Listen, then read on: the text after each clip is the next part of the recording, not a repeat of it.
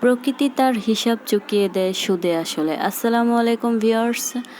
আজ আমি কিছু আলোচনা করব যে বাস্তবতা নিয়ে। সেটা হচ্ছে অনেকেই বলে থাকেন যে যেমন কর্ম তেমনই তার ফল। হ্যাঁ, এটা বাস্তব কথা, এটাই সত্য কথা যে যেমন কর্ম তেমনই তার ফল।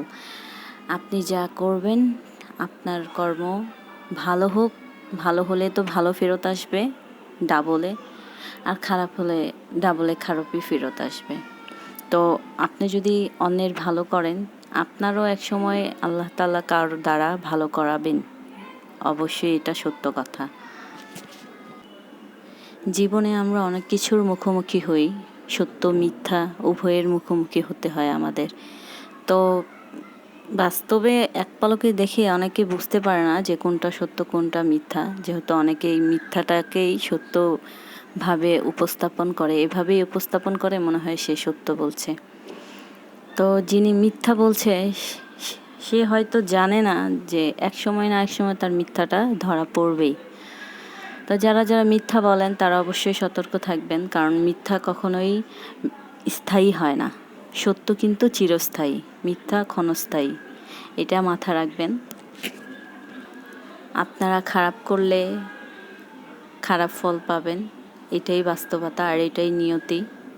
তো কারোর সাথে কখনো খারাপ করার চেষ্টাও করবেন না, কারণ আপনি যদি খারাপ করার চিন্তাও করেন সেক্ষেত্রেও কিন্তু গুনার মাফটা আপনার খাতায় লেখা হবে, আপনার আমলনামায় লেখা হবে।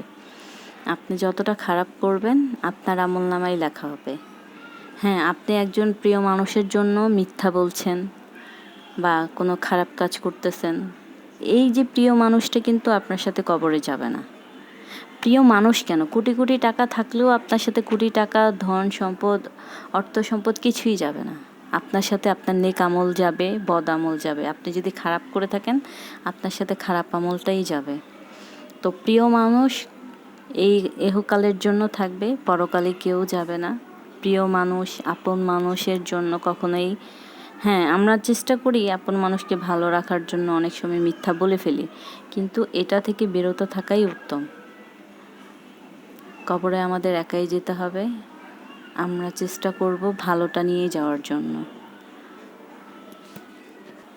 মানুষের কথা বললে আমি যেহেতু বাস্তবে মুখোমুখি অনেকটাই হয়েছি, মানুষ কখনো আপন হয় না। একমাত্র বাবা মা ভাই বোন ছাড়া পৃথিবীতে কেউ আপন না। স্বার্থের দুনিয়ায় সবাই স্বার্থপর। স্বার্থ ফুরালেই আপনার পিছু কেন, আপনার ছায়া পর্যন্ত তারা পা দিতে আসবে না, এটাই সত্য। তো কার জন্য নিজের নেক আমল নষ্ট করবেন না। অবশ্যই আমিও চেষ্টা করি, অনেক চেষ্টা করি যে কার জন্য কেন, পৃথিবীর কার জন্য আমি আমার আমল নামাকে একটুও দাগ দিতে দেব না। আর যারা আমার আশেপাশে অনেকেই আছেন যারা মিথ্যা কথা বলেন, তারা